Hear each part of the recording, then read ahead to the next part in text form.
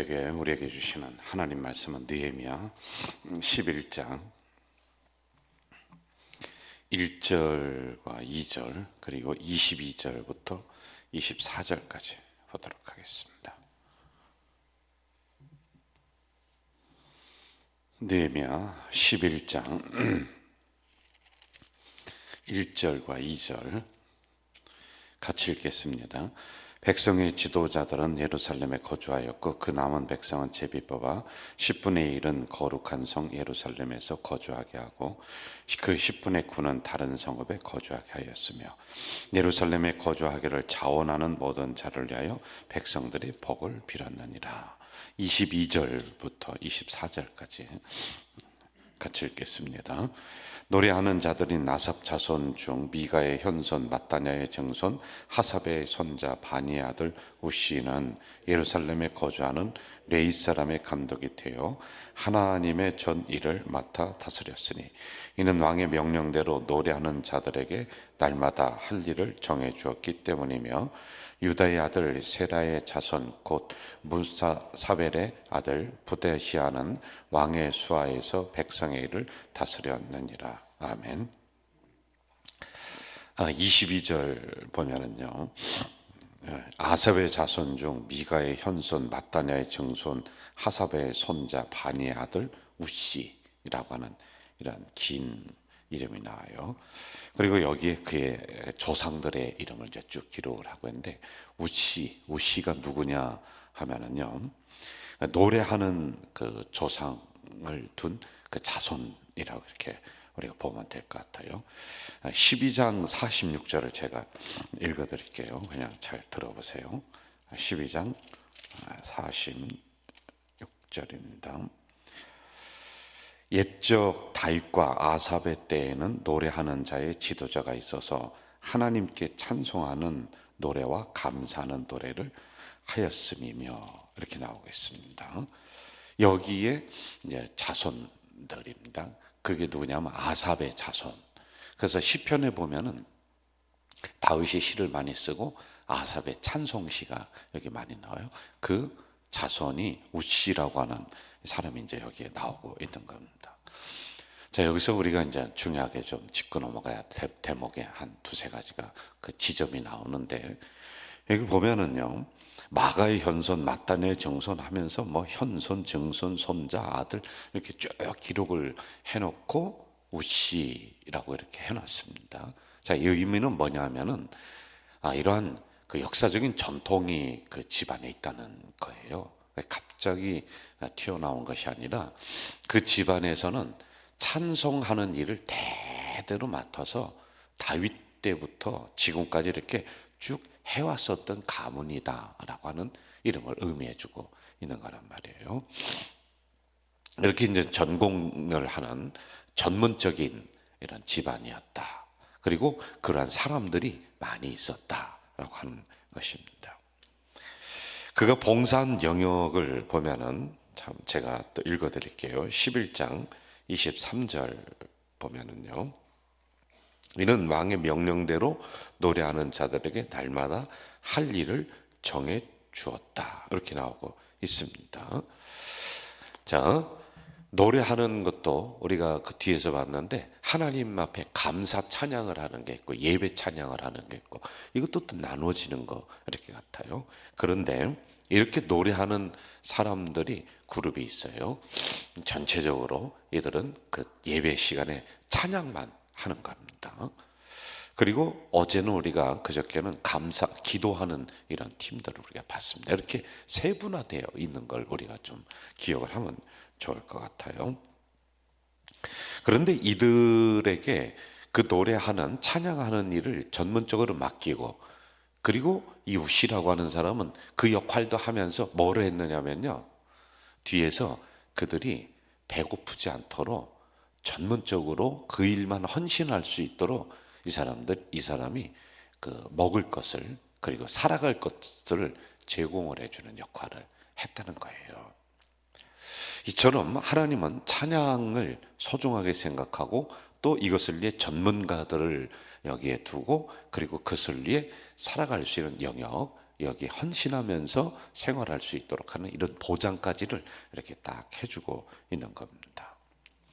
12장 27절에서 30절 제가 한 번 더 읽어드릴게요. 12장 27절에서 예루살렘 성벽을 봉헌하게 되니 각처에서 레위 사람들을 찾아 예루살렘으로 데려다가 감사하며 노래하며 재금을 치며 비파와 수금을 타며 즐거이 봉헌식을 행하려 하며, 이에 노래하는 자들이 예루살렘 사방들과 느도바 사람의 마을에서 모여들고 또 벳기갈과 게바와 아스마의 들에서 모여들었으니 이 노래하는 자들은 자기들을 위하여 예루살렘 사방의 마을들을 이루었습니다. 이처럼 노래하는 사람들이 한두 명이 아니었다라고 하는 거예요. 찬양을 하는 사람들 이란 말입니다.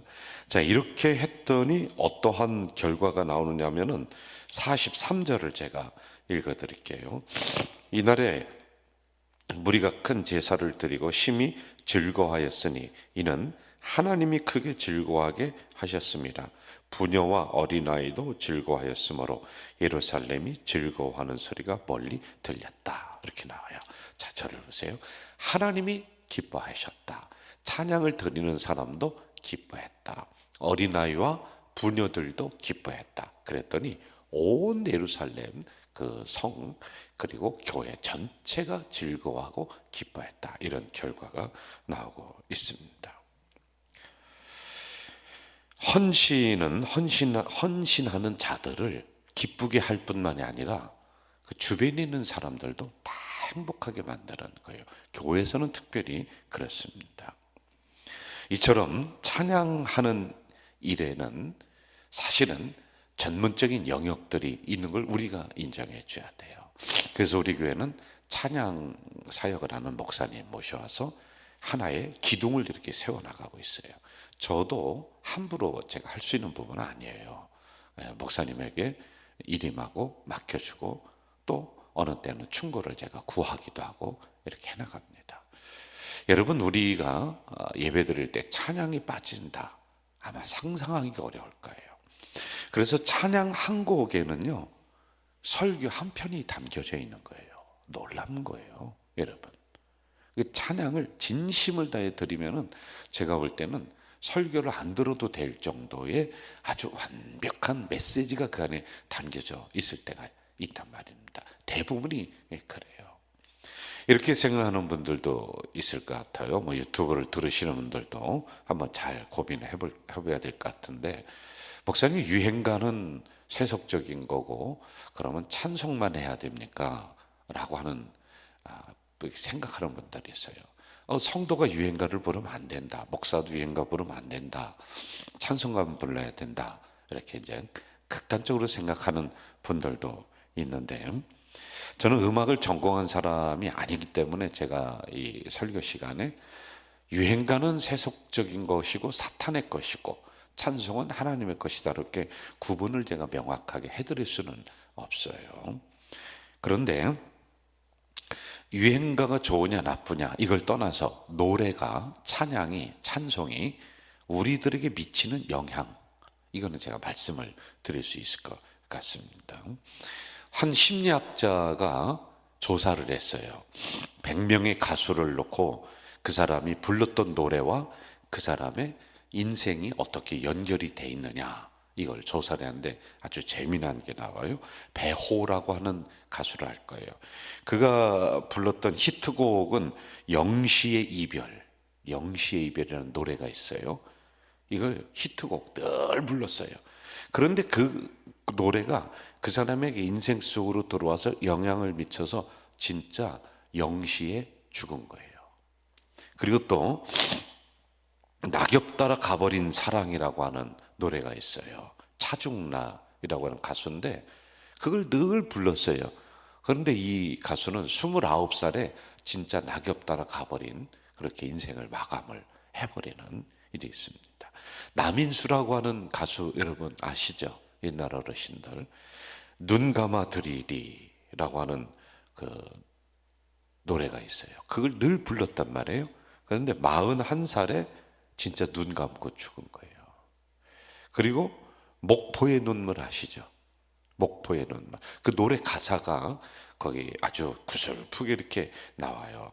뭐 일찍 죽는 슬픈 노래예요. 그런데 이 노래를 늘 불렀던 이 가수예요. 자기 노래입니다. 49살에 일찍 죽게 되는 이런 일이 일어납니다. 세상은 요지경이라고 하는 그 노래가 있어요. 그 가수가 있는데 이 사람은 돈을 많이 벌었어요. 그런데 노래 말처럼 세상은 요지경이다 막 이런 노래하는데 그 벌은 돈을 다 사기당해서 나중에는 아주 그냥 거지가 돼버리는 이런 일이 일어났다. 이건 제 얘기가 아니라 어떤 사람이 심리학자가 이걸 좀 본 거예요. 이렇게 연결되는 걸 본 거예요. 그러면서 이렇게 얘기를 합니다. 우리가 이렇게 의식이 깨었을 때 열심히 노래하잖아요. 그러면은 그 노랫말이 내 무의식 속에 이렇게 들어와서 여기에서 가만히 있다가 이게 어느 날 의식 속으로 현실 속으로 현실에 살아가는데 이게 그 사람의 행동과 방향을 여기에 있는 그 노랫말이 결정을 한다는 거예요. 그러니 여러분 어떤 노래 하셔야 돼요?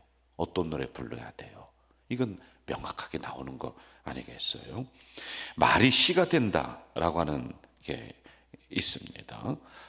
윤항기 목사님이 있고요. 윤복희 권사님이 있는데 아주 어린 시절이 불행해요. 이분들 가족사가 그렇습니다. 그런데 그분들이 불렀던 노래가 뭐냐면 나는 행복합니다. 그 노래 있죠. 근데 진짜 말년이 행복하게 되는 거예요. 하나님 찬양하고 간증하고 다니고 하는 우리 교회도 한 2번인가 이렇게 오셨단 말입니다. 그래서 노래는 단순히 노래로 끝나는 것이 아니라 삶의 방향을 정해준다. 일반 유행가도 그래요. 자, 그럼 찬송은 말할 것도 없는 거예요. 찬송은 항상 보세요. 찬송은 100% 긍정성이에요. 밝은 거예요. 뭔가 할 수 있다는 우리 믿음의 고백이에요. 그리고 이 고난을 넘어서서 우리가 믿음으로 이기며 승리하며 나갈 수 있다는 이 고백을 찬송 속에 담아놓고 있는 거예요. 그러므로 여러분 찬송을 하면은 우리의 삶과 방향이 그렇게 결정되는 거란 말입니다. 저는 몇 해 전에 한 10년 된 것 같으네요. 저 터키에 순례를 하면서 로마에 사도 바울이 갇혔던 감옥 그리고 그가 죽었던 그 수도원 거기를 가봤지 않습니까? 그런데 그 감옥에 이렇게 가서 보니까요 옛날 사도 바울이 갇혔던 감옥이래요. 돼지우리예요, 돼지우리. 그런데 그러한 형태의 감옥에서 사도 바울이 갇혔을 때 찬송이 나올 수 있는 상황이 아니에요. 그런데 그는 거기서 찬송합니다. 어떻게 돼요? 하나님의 마음으로 움직이는 거예요. 그럼 여러분 옥토가 열리고 그리고 옥문이 열리고 옥토가 흔들리고 옥문이 열리고 발에 채워졌던 쇠사슬이 풀려지고 하는 이 역사가 일어나는 거예요. 찬송은 이처럼 힘이 있다라고 하는 것입니다.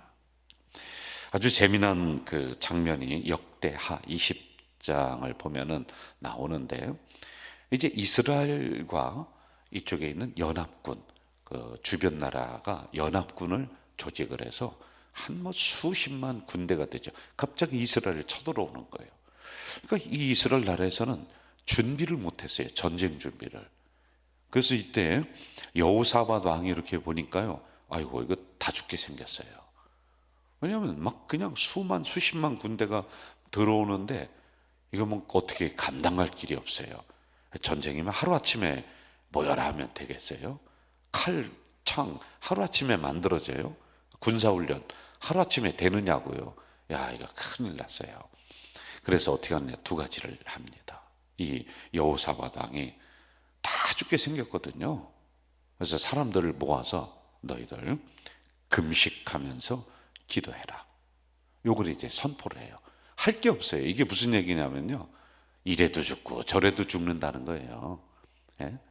그러니까 마지막 금식하면서 기도하라는 것은 전쟁할 만한 준비도 안 됐고 전쟁 해봤자 승산도 없고 아무것도 안 된다는 거예요. 그 의미거든요. 그러니까 금식하며 기도를 선포해요. 그리고 2번째 뭐를 하느냐면은 아주 재미난 장면이 나와요. 노래하는 사람들을 뽑아요. 여기도 보니까 노래하는 사람들이 마을을 이루어서 살고 있잖아요. 야, 너희들 빨리 모여라. 빨리 모여라. 그러니까 모였어요. 그랬더니 그들에게 의복을 해입혀요. 오늘로 얘기하면 성가대 가운 있죠. 해입혀가지고서 너희들 맨 앞에 서서 노래하면서 나가. 찬양대를 조직해요. 근데 어떻게 되는지 아세요? 금식하며 기도했고 이 찬양대가 수천 명이 이 가운을 입고 여호와를 찬양하라, 그 자비하심이 영원하다, 막 찬양을 하면서 전쟁하는데 그 앞에 찬양하면서 나가요. 아마 세계사에서 이러한 전쟁은 이게 처음일 거예요. 그런데 하나님이 그 순간에 역사하셔서요, 그 연합군의 눈을 멀게 하세요. 자기들끼리 죽게 하는 거예요. 결국에는 이스라엘 나라가 승리할 수 있도록 하나님이 만들어 주시는 겁니다. 이처럼 여러분, 찬양에는 놀라운 능력이 있다는 거예요. 그래서 느헤미야는요, 전문 팀을 조직하는 거예요. 여러분은 기도하는 일에 전념해 주세요. 이게 우리가 어젠가요? 본 거 아니에요? 오늘은 찬양하는 일, 당신들은 찬양하는 일입니다. 그러므로 우리는 이렇게 하면 좋을 것 같아요. 우리 교회 찬양에 헌신하는 우리 목회자 이용돈 목사님, 또 온 교육자들이 찬양 참 열심히 잘하잖아요. 그분들의 전문 사역을 우리가 인정해 주는 거예요. 그리고 찬양대 봉사하는 분, 이 찬양팀들을 소중하게 여겨주는 거예요.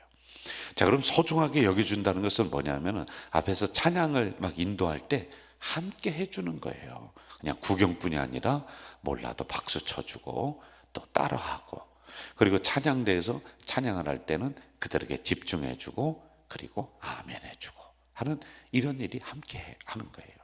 그리고 우리가 찬송가를 앞에서 같이 한단 말입니다. 찬송가를 할 때는 우리가 할 수만 있으면 입을 크게 벌려서 전심을 다해 함께 찬송하는 거예요.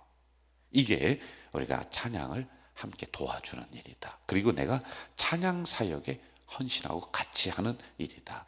그러면은 이 찬양의 역사가 누구에게 나타나냐면 전문가들에게만 나타나는 것이 아니라, 보세요, 온 백성이 기뻐했다.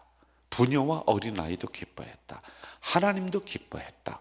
찬양을 부르는 그 사람들도 기뻐했다. 이렇게 나오잖아요. 그렇죠? 그래서 온 교회가, 온 백성이 다 함께 기뻐하는 그 일들이 현장 속에서 일어나는 거예요. 그럼 기뻐하는 일이 뭐냐? 신약으로 넘어오면서요, 닫혔던 문들이 열려져요. 채워졌던 착고가 풀려져요. 나를 억눌렀던 사단과 문제들이 찬양을 할 때 떠나가는 역사가 일어난다니까요. 그러므로 우리 성도님들은 예배 드릴 때 이렇게 같이 하는 거 좋고요. 그리고 기도할 때도 내가 기도가 잘 안 되면 찬양을, 혼자 아는 찬양 있잖아요, 그걸 계속 하는 게 참 좋습니다. 이게 곡조 있는 기도야. 아시겠죠? 그리고 마지막으로는요, 분위기라는 것은 우리가 만들어가는 거예요. 분위기는 나의 분위기. 그런데 내 감정 상태는 막 요동을 쳐요. 좋았다, 나빴다, 나빴다, 좋았다. 그러면 내 감정이 나의 삶의 방향과 태도가 되게끔 하면 안 돼요. 이게 무슨 얘기냐면요, 그러면은 어떤 사람이 되느냐면은 그냥 메뚜기처럼 이리 펄떡 저리 펄떡 뛰는, 그냥 오두방정을 다 떠는 그 팥죽 끓듯 하는 그런 사람이 돼요. 빈덕이 팥죽 끓듯 한다 이러잖아요. 그냥 웃었다 울었다 그런다. 그러니까 내 안에 있는 이런 감정 분위기는 내가 조정하는 거예요. 내가 이거를 좌지우지할 수 있다, 이 생각을 해야지만이 되는 거예요. 이게 나의 행동으로 나타나면은 사람들이 감을 못 잡아요. 어느 때는 좋았다, 어느 때는 웃었다, 어느 때는 삐졌다. 이게 뭐 하루에도 12번도 더 그렇게 하거든요. 그러지 말고요, 내 안에 우울한 분위기가 나오고 힘든 게 자꾸 일어난다, 그러면은 그럴 때 어떻게 해야 되냐면 찬송을 들으셔야 돼요, 여러분. 그래서 늘 차 안에 찬송가 은은한 걸, 또는 어느 때는 신나는 찬송이 있잖아요, 그걸 늘 들으시면서 차도 왔다 갔다 하시고요. 그리고 집에서도 그냥 유행가 틀어놓고 막 하루 종일 있지 말고요, 저기 하세요. 찬송가 늘 틀어놓고 있으면요, 내 안에 있는 이런 분위기가 영적인 분위기로 바뀐다니까요. 밝은 분위기로 바뀌는 거예요. 그래서 이렇게 하는 우리 성도님들, 그래서 삶의 찬양의 역사와 힘과 능력이 나타나는 우리 공동체 되시기를 주의 이름으로 축원합니다. 전능하신 아버지 하나님, 오늘 느헤미야 우리가 하나하나 마무리하면서 보는데, 성벽을, 성전을 다 건축하고 성도 백성들의 무너졌던 신앙을 다시 다 일으키고, 그리고 그 다음 온전하게 예배드릴 수 있도록 기도하는 팀, 찬양하는 팀을 다 만들고 정비하는 것을 저희들이 봅니다. 하나님, 오늘 이 찬양에 대해서 우리가 배웠습니다. 말씀을 받았습니다. 내가 그 찬양자가 될 수 있도록 인도해 주시옵소서. 그래서 하나님, 어디 가서든지 찬양의 능력이, 어떤 현장이든지 찬양의 역사가 일어날 수 있도록 주여 도와 주시옵소서. 오늘도 귀한 헌금을 하나님 전전에 올리는 손길이 여기에 있습니다. 아버지 하나님, 이들이 물질 때문에 물질이 없어서 궁핍함을 겪지 않도록 하나님이 땅의 것으로 이들에게 복을 주시되, 그 경제의 문을 활짝 열어주시고 수많은 사람들을 향해 흘려보낼 수 있는 놀라운 물질의 저수지가 바로 이들이 될 수 있도록 하나님이여 도와 주시옵소서. 예수님의 이름으로 기도하옵나이다. 아멘. 하늘에 계신 우리 아버지, 아버지의 이름을 거룩하게 하시며 아버지의 나라가 오게 하시며 아버지의 뜻이 하늘에서와 같이 땅에서도 이루어지게 하소서. 오늘 우리에게 일용할 양식을 주시고, 우리가 우리에게 잘못한 사람을 용서하여 준 것 같이 우리 죄를 용서하여 주시고, 우리를 시험에 빠지지 않게 하시고 악에서 구하소서. 나라와 권능과 영광이 영원히 아버지의 것입니다. 아멘. 여러분, 이 시간에 우리 통성으로 기도하시다가 집으로 돌아가시겠습니다. 다 함께 여러분 가지고 나온 기도 제목 가지고 통성으로 기도하겠습니다. 사랑하시는 아버지 하나님, 이 새벽에 약한 저희들을 불러주셔서 은혜 주시니 감사합니다. 이 새벽에 하나님 전전에 나와서 간절히 간구하며 부르짖는 귀한 심령들이 여기에 있습니다. 아버지 하나님, 이제 우리의 간구가 땅에 떨어지는 간구가 아니라 하나님이 흡양해 주시는 귀한 기도 제목이 될 수 있도록 역사해 주시옵소서. 전능하신 아버지 하나님, 갖가지 많은 문제를 가지고 새벽제대에 나와서 기도하며 부르짖는 주의 자녀가 있습니다. 하나님이여, 이들이 새벽에 문을 열고 있사오니 새벽에 만나가 내렸듯이 이들 인생 속에, 기도 제목 속에 하늘에 문을 여시고 만나를 허락해 주시옵소서. 새벽에 홍해가 갈라졌듯이 하나님, 이들 속에 홍해의 문제가 갈라지도록 인도해 주시옵소서. 새벽에 하나님 옥문이 열렸듯이 이들 속에 있는 문제의 문이 기도할 때 열리도록 주여 도와 주시옵소서. 새벽에 우리 주님 무덤의 문을 열고 구원했듯이 오늘 우리 성도들의 닫혀졌던 문이 활짝